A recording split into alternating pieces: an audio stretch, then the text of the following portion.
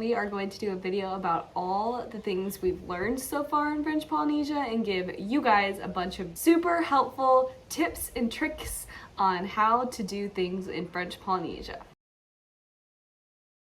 So a little disclaimer, we have been to Tahiti and Moorea. We haven't been to all 118 French Polynesian islands, but we feel like we've learned quite a bit and it'll be helpful for almost anyone visiting French Polynesia. So our first tip is it doesn't have to break your bank. We actually are supposed to be in South Africa right now, and that trip was going to be way more expensive than this trip. And when you think about French Polynesia, you think about overwater bungalows, and I think if you have the money, you should definitely do that. But if you can't afford a $1,500 a night overwater bungalow, you can still come to French Polynesia and see amazing beaches and see beautiful blue water and still have an amazing time. I was actually pleasantly surprised when I found out how much it was going to cost us to go to French Polynesia, because like Jenny said, we were planning on going to South Africa, and we actually saved money by coming to French Polynesia. After we get our refunds back from South Africa, I'm just really surprised that it did not cost as much as it did. If you want to go to Bora Bora, go for it, but you don't have to. It's just another one of the islands. We are very happy with our decision to go to Tahiti and Moorea. I mean, we definitely want to come back and go to Bora Bora one day because it looks like a beautiful island. One day. But don't be discouraged if you can't afford Bora Bora in an overwater bungalow right this very second. And our second tip is you cannot drink the faucet water here. We actually tried to drink the tap water when we first got here, because when the first restaurant we went to, I think it was going to cost like $4 to get a bottle of water at the restaurant. And so I asked to just drink the tap water, and they were a little confused.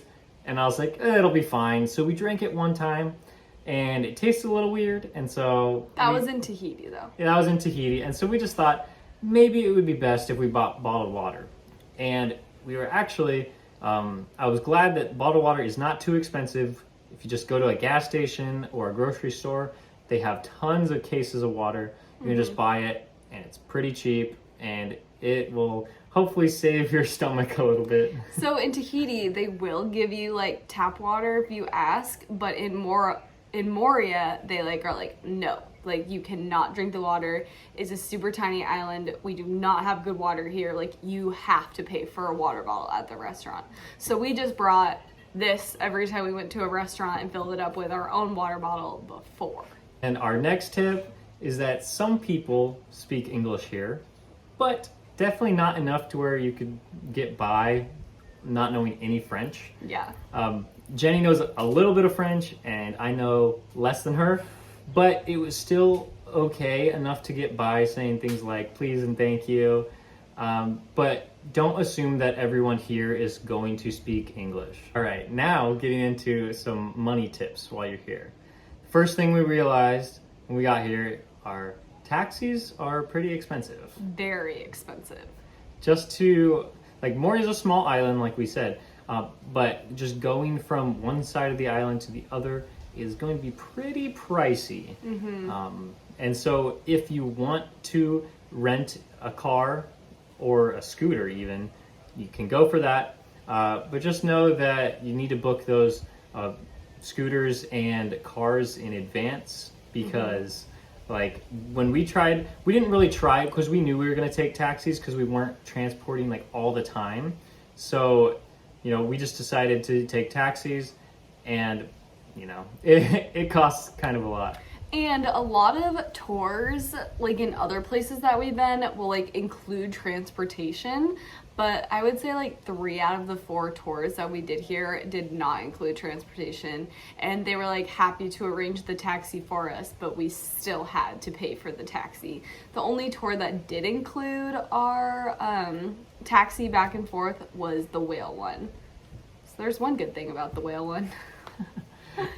And you want to make sure that you know that you're going to have to pay cash when you're taking these taxis. They don't accept credit cards. I was kind of surprised by this, but they only accept cash. And so I guess that leads into our next tip is if you need cash, you're going to have to go to an ATM. and that's just what we've had to do a couple times. And there aren't too many ATMs, and they're not really in convenient locations. Wells Fargo is $5 every time you take out the money, which we didn't realize. We had gone to an ATM like 3 times, and we're like, oh, it's no big deal. No. We spend like $20 just from taking money out. So try to avoid that. Take all the cash out at once. Just know that up front, it's kind of inconvenient. But that's just something you're gonna have to do because you're going to need cash here. Yeah. When you're going to other places of business, they will accept like credit cards like more often than not, but they will only really take Visa or MasterCard because their fees are a lot lower than like American Express. We like to use our American Express card for when we were traveling, but we were only able to use it a couple of times just because American Express fees are so high for the merchant. So that's why it's always important to carry like other company cards. So we had to use our Visa card a couple of times. Yeah, I would say Visa is pretty much the most accepted, just here and other places that we've been to. And the exchange rate that you get on your currency, it's pretty easy if you're going from United States dollars to their local currency, because, you know, at least right now, the exchange rate is like 100 of their currency to 1 United States dollar. And so, you know, if something costs 10,000 XPF, you know that it's going to cost you 100 United States dollars. And so it's very easy. If you're converting from euros, if you're from Europe, it's a little more like challenging. You know, you got to have better math skills than I do, but a lot of places do, because it's a territory of France. They actually do say the price sometimes in euros as well as XPF. So that's convenient if you're using euros. For the 7th one, even though we were able to do this more on a budget than most people would think, the one thing that we really couldn't escape is the food here is crazy expensive. Like, everywhere you go is pretty much gonna be at least $20 per person, if not more. And like, me and Jacob do not go to fancy places. Like, we're going to like sports bar level places here. Like, and it's like seriously like $20 to like $40 per person every single meal. So we're super thankful that we got this place because we have a kitchen and we were able to go to the grocery store and buy a lot of food for I mean, the food is still expensive at the grocery stores, but way less than if you were to eat out every single meal. I am so thankful that we were able to buy groceries, because that saved us at least a couple $100 for even just over a couple days. And for some reason, there is like so many pizza places here, like so many.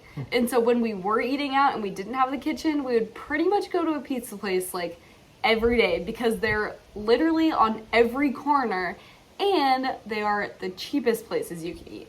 So if you are coming here and you don't want to spend, you know, a lot of time cooking or whatever, the pizza places are going to be the cheapest places that you can find here. And our next tip is you cannot predict wildlife encounters. I feel like this is a pretty like universal tip that I could just give you for any place that you go expecting to like see nature, but especially on this trip we learned that you just can't predict what's going to happen. And you go out there specifically to like see a whale or a shark, you're just not going to be able to know exactly what you're going to get into until you're actually out there. Thankfully, we were able to see like so much wildlife here, but it was still like a harsh reality when we spent so much time and energy trying to swim with humpback whales. And you know in the back of your brain that you can't control wildlife, but it's still such a bummer when it happens. So just try to prepare yourselves a little bit more than we did, and just remind yourself that you cannot control wildlife, and don't let your mood be ruined by it, because you're still in a beautiful place, probably with people that you love, and it's still gonna be amazing, even if the wildlife doesn't turn out exactly how you wanted it to. Oh, this one is a really good tip.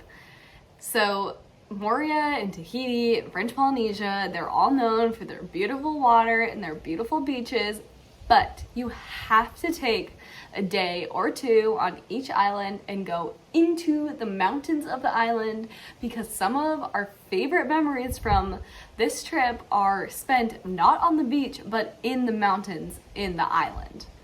Like, the views were crazy. Yeah, the beaches are going to be filled with tourists, and like some of the beaches actually get kind of crowded, even in these times. But just going inside the island and exploring the huge mountains that Tahiti and Moorea have to offer, that was just amazing. And you get to learn a little more about like the history of the island, and how it was formed, how the people interacted with each other hundreds of years ago. And for an extra little tip about that, there are 118 islands in French Polynesia, and Tahiti, Moorea, Bora Bora, and a few other of them have mountains, and then there are like 100 islands here that do not have mountains, and they're just flat. And I believe they're called the Tumatoa Islands. I'm probably not pronouncing like that that right, but it's like the Tumatoa Islands are like flat, and it's just like white sandy beaches. But I've heard that the snorkeling there in like the reefs there are absolutely crazy. So maybe when we come back to Bora Bora, we'll make our way to those islands after. We'll see. They're a little more difficult to get to, but I've heard it's worth it if you're able to make it over there. Especially if you're a diver. Oh yes, it's really that's good. what I've heard. Yeah. Too. And something that we wanted to mention is definitely spend some time in Tahiti. Oh yeah. Like we've been talking about like all the things that we loved in Moorea, and we just loved a lot of things that we did in Tahiti, even though we were only there just a couple of days. Like a lot of people use Tahiti as just a place to transport to a new island, because that's where their major international airport is on the island of Tahiti. But try to spend some time here. Like if you're only coming for a week, maybe just spend like a day or two in Tahiti. But if you're spending even longer, then you can spend more time in Tahiti. It was definitely worth staying in Tahiti. We stayed there for 3 nights, and I would definitely do that again. It was really fun to be there, and don't just use it as a layover spot. Like, definitely spend a day or two in Tahiti if you can. Yeah. And if you are spending time in Tahiti and Moorea like we did, there is a ferry that goes in between the islands, and it's very inexpensive to do this. And so you're going to want to find this ferry spot to take you from Tahiti to Moorea, and then Moorea to Tahiti. And the ferry was, I actually had a lot of fun on it, and it's just something completely different, and it is something that locals use quite often. If you are staying in Moorea for any amount of time, there are like 2 main places that we would recommend staying. One is stay in Openohu Bay or Cook's Bay.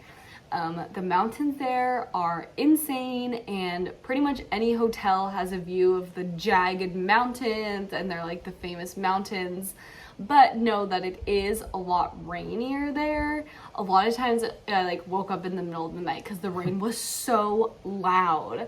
But I really liked it. It was super cozy, and the views were incredible. But then, so I would recommend staying a few nights there, and then staying a few nights on the west side of Moorea, because here it's a lot hotter and sunnier, and the beaches here are beautiful. So bay for the mountains and west side for the beaches. Yeah, it's actually interesting that you can get like both of those things on such a small island that you might not even be able to get until you go to a completely different state in the United States. Yeah. And so it's just fascinating that you can get the 2 different climates Drastically different, driving like 30 minutes away. Yeah. So I really enjoyed staying in both places, so I couldn't tell you only stay here or only stay here. Like, I really enjoyed both of them equally. So if you really don't like rain or mountains, I guess just stay on the west side, and if you don't like sun and heat, then stay on the bay. But we enjoy both, so yeah. And that's gonna do it for this video. We really hope you enjoyed our tips and tricks for visiting French Polynesia, specifically Tahiti and Moorea. We've loved our time here, and I'm so grateful that we had the opportunity to be here. And that's going to be all. And Yeah. We'll see you later.